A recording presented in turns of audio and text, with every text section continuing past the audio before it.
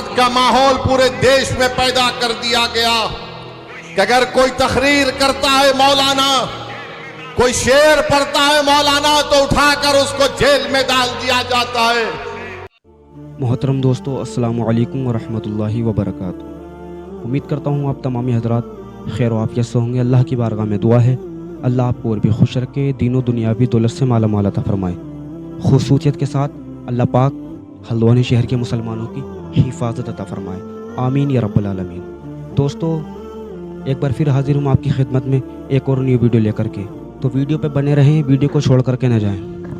Video का thumbnail तो आपने देख ही लिया होगा। दोस्तों, लोग कहते हैं कि असदुद्दीन ओवैसी बीजेपी के दलाल हैं, तो मैं उन लोगों से कहना चाहता हूँ कि ये वीडियो, मेरी वीडियो हर कोने कोने के मुसलमान तक पहुँचा दी जाए। आपने देखा होगा कि मुफ्ती सलमान नजरी साहब की जब से गिरफ्तारी हुई है, कहीं पर भी किसी भी नेता का सलमान नजरी के ताल्लुक़ से आपने कोई भी नेता मुफ्ती सलमान नजरी के ताल्लुक़ से नहीं बोला होगा। अगर कोई बोला है तो वो असदुद्दीन ओवैसी है। तो दोस्तों, इसी के ताल्लुक़ से मैं आपकी खिदमत में एक वीडियो लेकर के हाजिर हुआ हूँ। आप इस वीडियो को पूरा देख करके जाएँ, वीडियो को स्किप ना करें। आइए मैं वीडियो को स्टार्ट करता हूँ, आप इस वीडियो को ज़रूर देख लें। मुत्तहिद होगे तो कहलाओगे मोमिन गाजी, और मुंतशिर होगे तो किस्तों में सफाया होगा। इकराम अस्सलामु अलैकुम वरहमतुल्लाहि वबरकातुहू। आज हम आपके सामने बड़ा अहम पैगाम लेकर के हाजिर हुए हैं। एक वो चेहरा कि जो तमाम ही लोगों के दरमियान में मुतारफ़ है, जिसको के बैरिस्टर असदुद्दीन ओवैसी के नाम से जाना जाता है, और दीवानों की तरह वो गलियों में आपकी आवाज़ों को बुलंद करता है, पार्लियामेंट तक आपकी आवाज़ को लेकर के जाता है। मगर क्या किया जाए उस कौम का कि जो दूसरों के ऊपर भरोसा करते हैं, बार बार धोखा खाते हैं, लेकिन कभी अक्ल नहीं आती। उस दीवाने को दलाल ही कहते नज़र आते हैं, कभी बीजेपी की बी टीम कहते नज़र आते हैं। हाँ, उस वक्त खूब खुश होते हैं जब वो उनकी आवाज़ को उठाता है, और जो 100% वोट लेकर के अपने मुंह में दही जमा लेते हैं तो उन पे खूब एतमाद किए हुए हैं। वो बार बार कभी कोई प्रयोग करते नज़र आते हैं। वो आप यूपी ही में देख लें तो यूपी के अंदर कभी ये हमारे अखिलेश साहब हैं, तो कभी कांग्रेस के साथ में इन्होंने प्रयोग करके देखा, कामयाब नहीं मिले, तो बहन जी से जा कर के मिल गए, वो प्रयोग किया, कामयाबी नहीं मिले, तो अब फिर से कांग्रेस के साथ में आ रहे हैं, दूसरों के साथ में। यानी वो सब तरह के प्रयोग करके देख लें। तुम मत कर लियो एक आध मरतबा अपने आदमी पर भरोसा कि कहीं तुम्हारी किस्मत न जाग जाए। इसलिए ये चालें हैं, आप इन चालों को समझिए। आपके हालात क्या से क्या होते जा रहे हैं, देखिए किस तरह से उनके ऊपर ये इल्ज़ाम लगाया जाता है। किसी ने जब मदीने मुनव्वरा असदुद्दीन ओवैसी पहुंचे हुए थे तो यही उनसे सवाल कर लिया, तो उस वक्त में उन्होंने क्या जवाब दिया। ये छोटी सी क्लिप है, आप इसको ज़रूर सुनिए, और इंशाअल्लाह उनका मैं वो भी बयान सुनवाऊंगा जो उन्होंने मुफ्ती सलमान नजरी साहब के ताल्लुक़ से दिया है। सुनने के लायक है। इंशाअल्लाह मेरे साथ आप बने रहें। इंशाअल्लाह ये मुख्तसर सी वीडियो है, इसमें आपको बहुत अच्छी मालूमात भी मिलेगी और एक जहन खुलेगा आपका। सुने इनका ये बयान, देखिए क्या इनसे क्या कहा इन्होंने। बीजेपी से पैसे लिए बोल रहे ना, तो याद रखो आज अवाम में बोल रहा हूं मैं।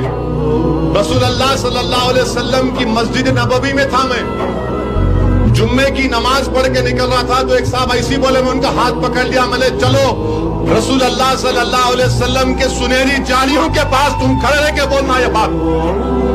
तुम सुनहरी जालियों के सामने, आका के सामने खड़े रह के बोलना कि असदुद्दीन पैसे लिया। मिला चलो मेरे साथ, तुम चलो। बोला मिला इस बारगाह से बड़ी कोई बारगाह दुनिया में नहीं है, चलो आओ आका के सामने खड़े रह के बोलो तुम।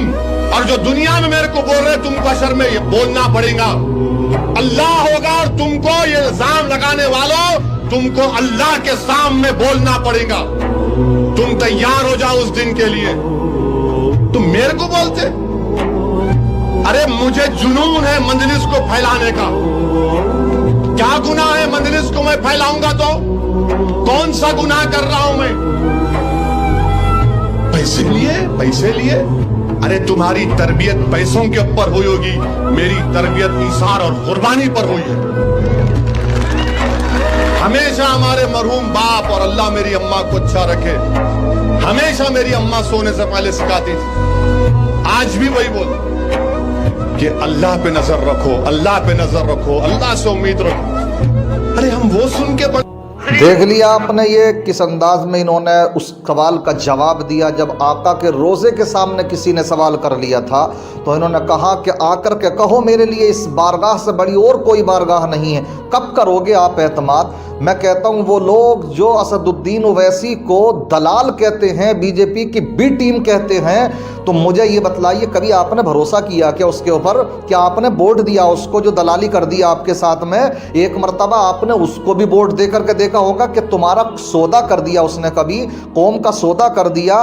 लिहाजा मैं यही कहूँगा कि आके खोल लो। अभी यूपी के अंदर राज्यसभा की समाजवादी पार्टी की तरफ से राज्यसभा में भेजने के लिए 3 मेंबर मुंतखब हुए, तो ये मुसलमान जिन्होंने कि पूरे ईमानदारी के साथ में दिया, वो खुद भी मानता है कि आज 125 सीटें मुझे हासिल हुई हैं, तो ये मुसलमानों का बहुत बड़ा देन है, बहुत बड़ी देन है इसमें। खुद यादव उसे वोट ना देते हों, तो अगर मायावती को देखा जाए तो खुद उसके दलित उसको वोट ना देते हों, यही हाल हो गया। जभी तो यादव और दलित जब से बीजेपी में चले गए तो जभी तो ये क्या में चौराहों पर आ गए। लेकिन वो मुसलमानों की सीट लेने वाला, तो क्या एक मुसलमान राज्यसभा का मेंबर नहीं बन सकता था? किसको बनाया जा रहा है कि वो जिसका कि शोहर बीजेपी के तलबे चाटता रहता है, हमेशा उनकी तशहीर करता हैगा, वो जया बच्चन 20 साल हो गए उसको बनते हुए, एक मरतबा किसी मुसलमान को भी भेज दिया जाता तो वो क्या गलत कहता वो दीवाना असदुद्दीन ओवैसी कि तुम सिर्फ दरी उठाने के लिए हो, जहां कहीं हिस्सेदारी की बात आए तो तुम्हें चिमटे से भी पकड़ने के लिए कोई तैयार नहीं है।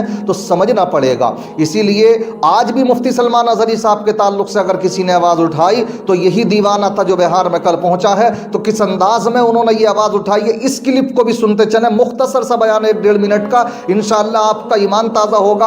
और वहां पर जूनागढ़ में जिस वक्त में कि मुफ्ती सलमान अजहरी साहब की गिरफ्तारी हुई तो उन्हीं के सांसद थे जो वारिस पठान वहां पर पहुंचे थे। इसी तरीके से उनके एमएलए हैं या सांसद हैं जो भी आवाज़ उठाते हैं, बहरहाल उन्हीं के कारकुनान आवाज़ उठाते। ये कहाँ चले जाते हैं? किसी नेता का बयान देखा मुफ्ती सलमान अजहरी के साहब के ताल्लुक से? आपने नहीं देखा ना, तो समझो ना इन बातों को। आपकी जो आवाज़ उठा रहे हैं एक मरतबा उस पर भी एतमाद करके देख लीजिए। देखिए क्या कहा असदुद्दीन ओवैसी ने मुफ्ती सलमान अजहरी साहब के ताल्लुक से, ये क्लिप भी देखते चलें आप। का माहौल पूरे देश में पैदा कर दिया गया, नफरत का माहौल पूरे देश में पैदा कर दिया गया कि अगर कोई तकरीर करता है मौलाना, कोई शेर पढ़ता है मौलाना, तो उठाकर उसको जेल में डाल दिया जाता है। मैं पूछना चाहता हूं गुजरात की सरकार से कि तुमने एक मौलाना को पकड़कर मुंबई से पकड़कर गुजरात लेकर गए, मगर वही गुजरात में कई ऐसे वीडियो हैं जहां पर ये जालिम लोग वीडियो में आकर कहते हैं कि असदुद्दीन ओवैसी को गोली मार देंगे, इसकी जबान को काट लेंगे, इसकी सर को काट देंगे, मगर उनको कोई हाथ नहीं लगाया जाता। मगर कोई एक शेर पढ़ देता है तो उस अशार के गलत माने निकाल कर मुंबई से मौलाना को लेकर चले जाते हैं। 3-3 मुकदमे उन पर बुक कर दिए जाते हैं। मगर हम बीजेपी के लोगों से कहना चाह रहे हैं, तुम क्या कर सकते? तुम सिर्फ जानी तो ले सकते हो ना, तुम जानी तो ले सकते हो और क्या कर सकते हो? अगर मेरे मुकद्दर में जो लिखा अल्लाह ने लिख दिया वो तो पूरा होकर रहेगा, मगर जब तक हम जिंदा रहेंगे हम बातिल को बातिल कहेंगे। पूरी स्पीच है इनकी, ये आप सुन सकते हैं इसको। मैं कहना आपसे सिर्फ इतना चाहता हूं कि कोई भी हो, आपका यूज़ किया है उन्होंने, लेकिन वो ये नहीं चाहते, जो आपके मसीहा बने हुए हैं वो भी ये नहीं चाहते हैं कि आपकी लीडरशिप कायम हो जाए।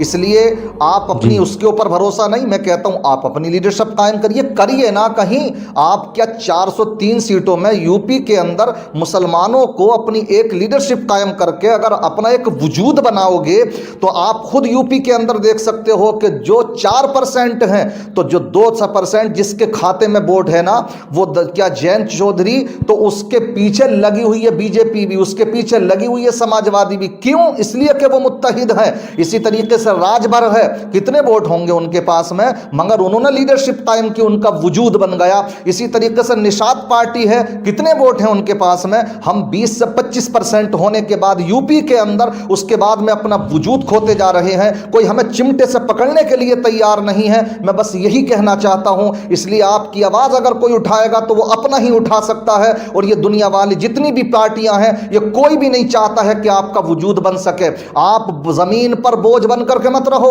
ज़मीन के ऊपर अगर रहो तो लोगों की ज़रूरत बन करके रहो। इसलिए बस यही कहूँगा और बात को ख़त्म करूँगा कि मुत्तहिद होगे तो कहलाओगे मोमिन गाजी और मुंतशिर होगे तो किस्तों में सफाया होगा।